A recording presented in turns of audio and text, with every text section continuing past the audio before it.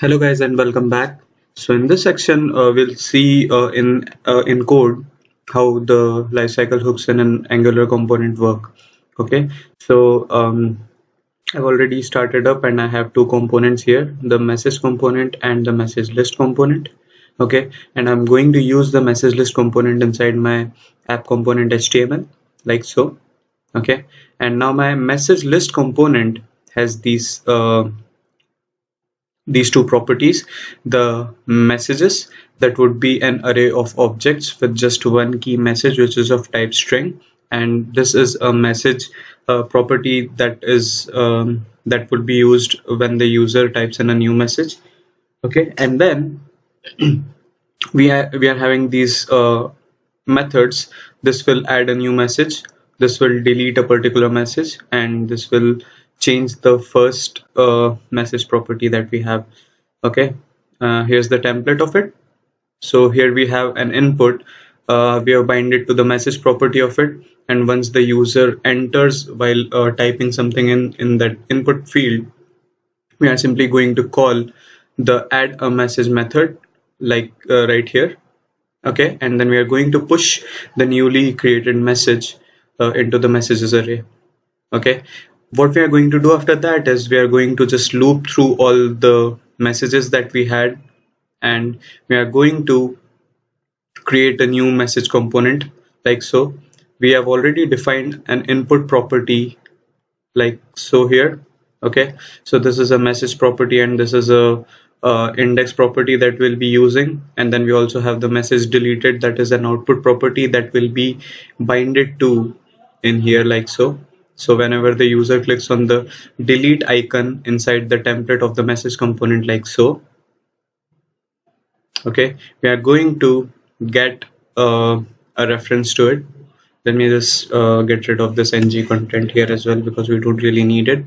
And once the user clicks on the delete button here, we are going to call the emit method on this output property so that we are able to get a hold of it inside this. And then once we get that, we are going to call the on message deleted, and then we are going to simply delete that particular element from this messages array.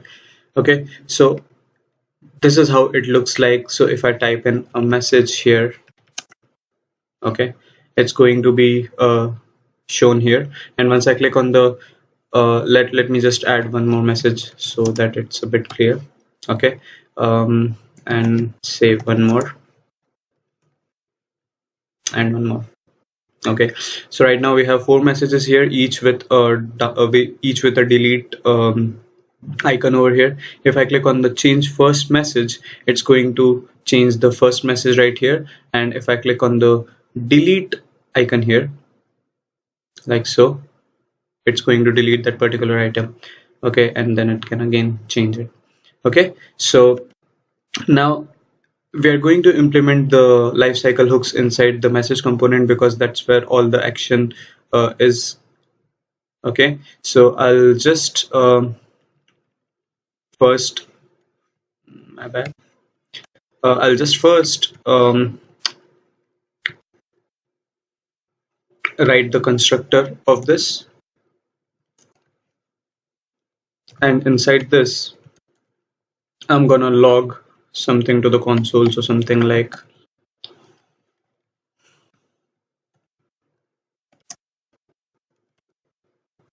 message constructor. Okay, and I'm gonna also print the values of these two properties here, the input properties. So message value is this dot message, and index value is this dot index like so. Okay, so let's just save this and see what gets printed onto the console. Okay, so I'll have to create a message first, so that's what I'm gonna do. And it says that the message constructor got called because we have a console log over here, and it says that the message and index are undefined right now. Okay, so when exactly will they get defined? they'll get defined inside the ngOnInit. Okay, so let me just copy this code right here, and instead of the constructor we'll say the ngOnInit was called, and the message and the index are now printed as well. So if I save this and reload, if I add a new message, okay, it will say that this was the message that was created. Okay, initially they were undefined, but then after the ngOnInit they were defined. Okay, now before the ngOnInit gets called, okay, one more thing I forgot here is to implement the interface, but that's just a thing that is recommended you guys to do. It's not really necessary. Okay, I should implement the on init interface here, and I'll have to import it from Angular core, and this should be implements. Okay, now this now again this should work. Now this is just a convention, and it is recommended though that we should be implementing the on-init interface. Even if we don't implement it and simply define a function named ngOnInit on our class, it still would work, but that's something that is recommended for you guys to do, so that we can leverage the power of TypeScript. And in that case, if we make some error here in the, or make some typo here, then TypeScript would warn us, and it would say that we haven't really implemented the ngOnInit properly. Okay, so now if I save this and go back to my app here, it would still work as it was supposed to. Okay, so it did print out some messages over here. Okay, now before the ngOnInit, there's another lifecycle hook that gets called, and that is ngOnChanges, and this gets called right after there are some changes in the input bound properties of a particular component. So that would mean the message and the index properties. So in here I'll say ngOnChanges and anges. Okay, and again, for this to implement, I should implement the onChanges interface, and that is something that I'll have to import from Angular core. And since this import line is getting a bit longer, it's recommended that we wrap this out like so that we don't really have any issues with the readability of it. Okay, and now I've also implemented the ngOnChanges interface. So now if I save this, we'll see that if I add a new message here, we'll see that in the ngOnChanges itself we get access to the message properties that are these. Okay, and ngOnChanges would be called every time there is a change in the input bound properties. Okay, so if I already have a message here, and I have a change first message right here that is defined on my message list component. Okay, what this is going to do is this is going to just change the message property of the first message object that we have inside the messages array right here. Okay, so if I click on this, then the ngOnChanges should run again. Okay, so it did run again, and it changed the new message from the new message content here, and the index is this, like so. Okay, so these were its old properties, and these are all its new properties right here. Okay, so now this the ngOnChanges is going to be called every time there is a change in the input bound properties, but the ngOnInit is just going to be called once, and that's what happened here. Okay, so in here the ngOnChanges was called when there was a change in the input property, but ngOnInit and the constructor weren't called. Okay, so these are the two methods that gets called only once in the lifecycle of a component, while ngOnChanges gets called every time there is a change in the input property. or the input bound properties of that particular component. Then we have the method or the lifecycle hook ngDoCheck. Okay, and that gets called whenever Angular performs a change detection on a particular component. So ngDoCheck,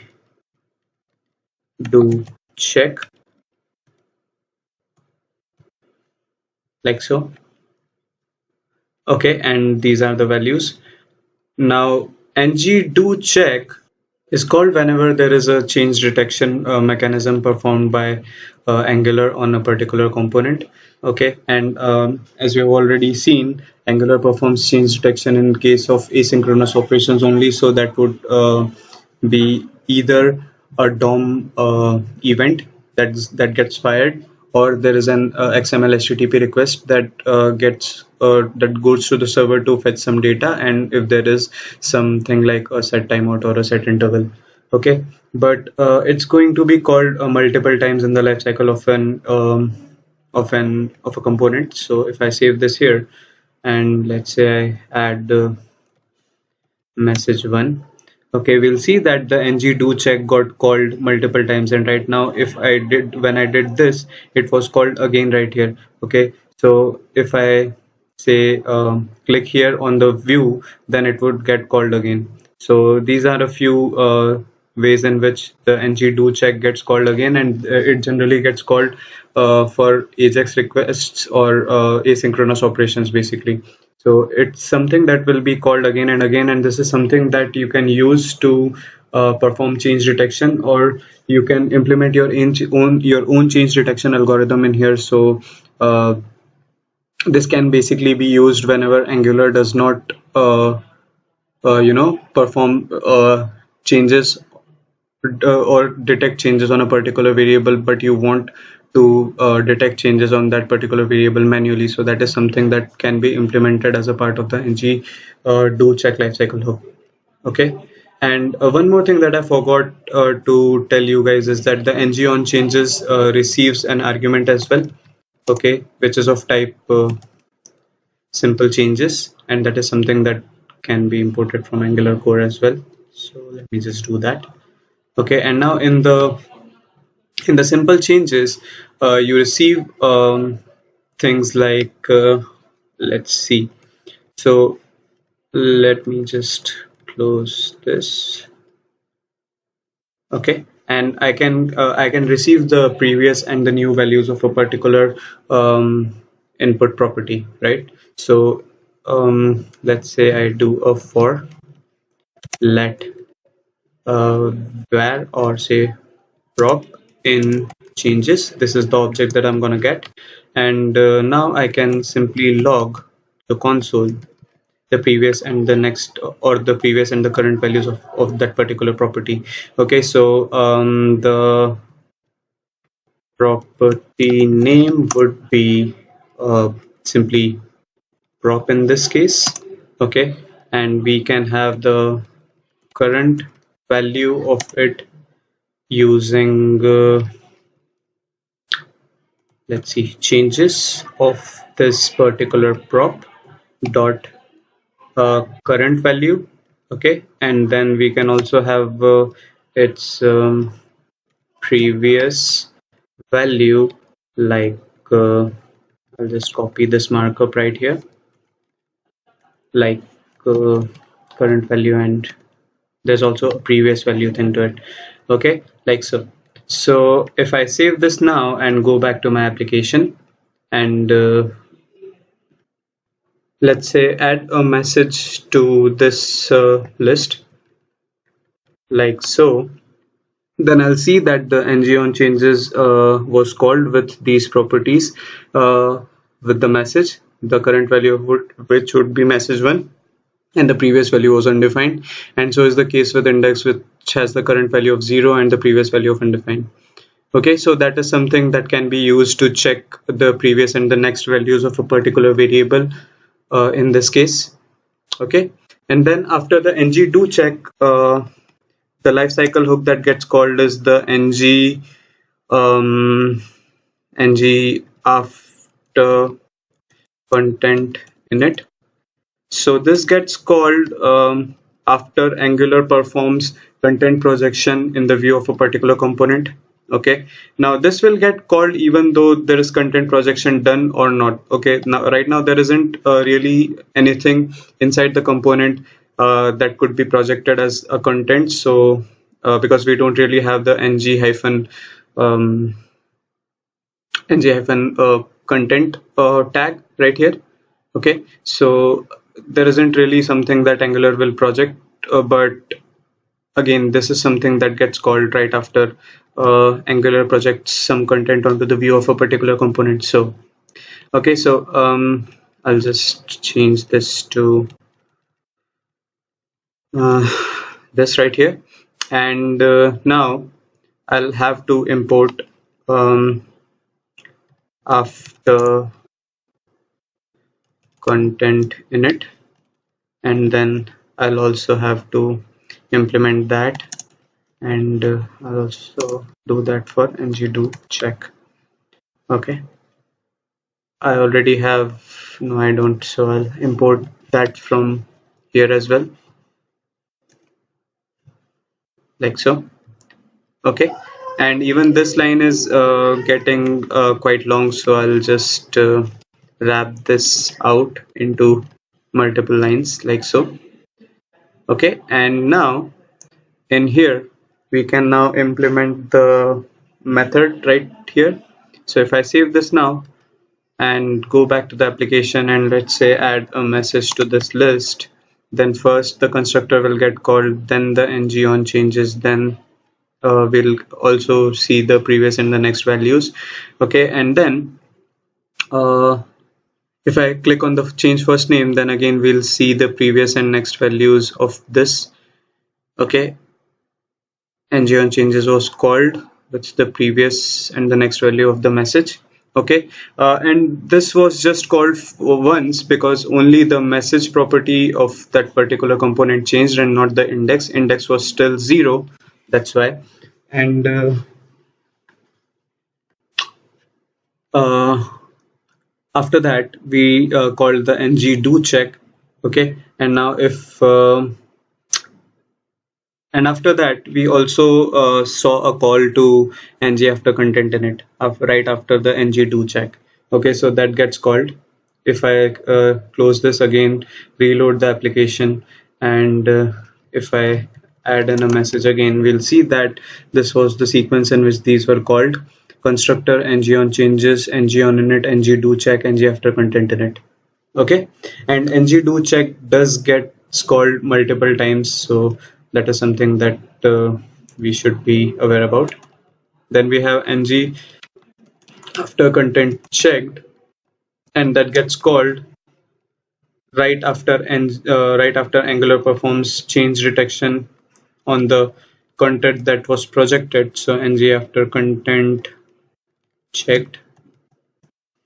Okay, in the ngDoCheck, I don't really want to see the previous and the next, or sorry, the values of its inputs. So I'll get rid of those, and I'll get rid of these as well right here, and right here as well, so that it's a bit clear. So to implement that, I'll again import after content checked, and I'll also implement that particular LifeCycle hook like so. Okay, and then I already have implemented the method right here. So if I save this now, go back to the application and type in a message and I press the enter, what I'll see is the message gets created, and then in here I have the constructor, the ngOnChanges, and the values of it. Then I have ngOnInit that gets called, ngDoCheck, ng after content init, and ng after content checked. Now this is something to note down here, that ngDoCheck gets called every time there is a change detection mechanism that is run by Angular on a particular component. ng after content checked is also called whenever Angular performs change detection on the projected content of that particular component. So this will also get called multiple times. Okay, just like ngDoCheck. Okay, so that is something to note. After that, what gets called is ng after view init. So that is something that I'll implement, and I'll also implement ng after view checked, like so.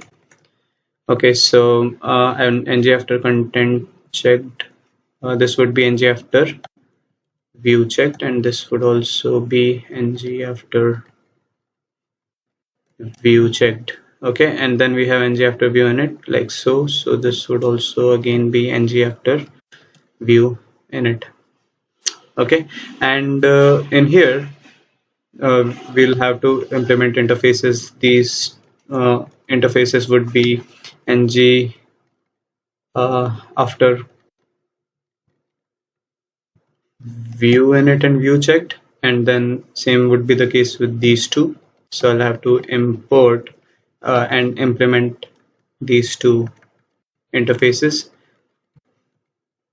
like so. I'll get rid of this comma here. Okay, and then if I save this and go back to the application, add a message here,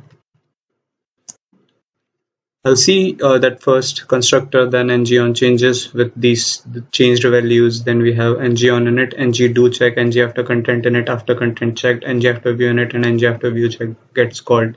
And right after that, we also see calls to ngDoCheck, ng after content checked, and ng after view checked. So again, ng after view checked gets called after Angular performs change detection on the view of a particular component. So this will again be called each and every time Angular performs change detection. So that was something to note here. And then finally we have ngOnDestroy that gets called. Okay, so let me just first implement the interface on destroy. So again, that is something that I'll have to import from Angular core.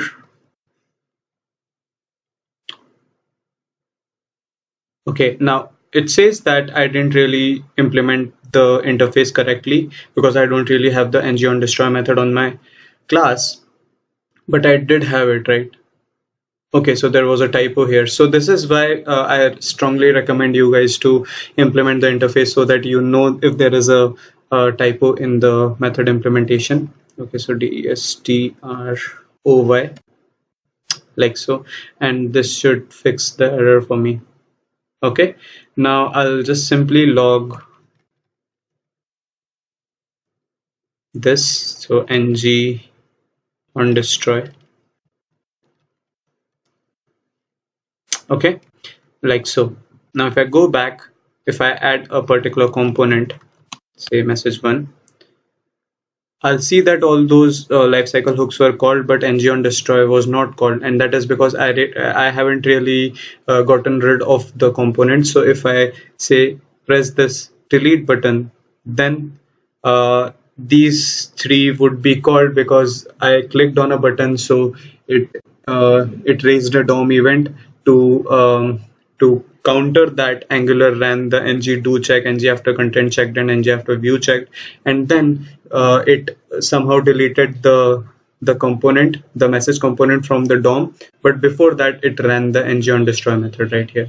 Okay, so these are a few lifecycle hooks that can be used. Now again, there is a convention, and there is also, this is also something that is highly recommended by the Angular team, that we should use some of these lifecycle hooks for very specific purposes, right? So as you saw in the constructor, these properties like the message and index were undefined, while on the onChanges these were defined. But onChanges is something that gets called each and every time there is a change in the value of these input properties. So ideally it is recommended that if you have any initialization logic, you should always keep it inside the ngOnInit, because this gets called only once in the lifecycle of your component. So this is something that will somehow does not impact much on the application's performance. Okay, so that is the first thing. ngOnChanges is something that can be used if you want to see if there is a change in a particular property and then react accordingly. Okay, then ngDoCheck is something that can be used to perform change detection manually, uh, just in case Angular did not perform change detection for you for a particular say property on your class. Okay, it is also recommended that you should not use the ngOnChanges and ngDoCheck, both of them at once inside a particular component.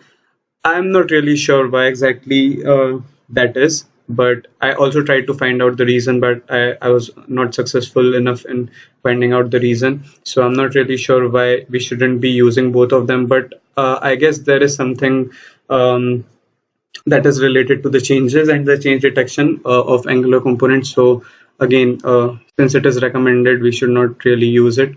Now, ng after content init should be used to have access to a particular, say, a component or an HTML element onto the content that is being projected for a particular component inside your components template. Okay, so only in this particular lifecycle hook should you use view queries, or sorry, content queries, like content child or content children. Okay, and then this is something that gets called each and every time there is a change detection. So this is something that we don't really would be using much.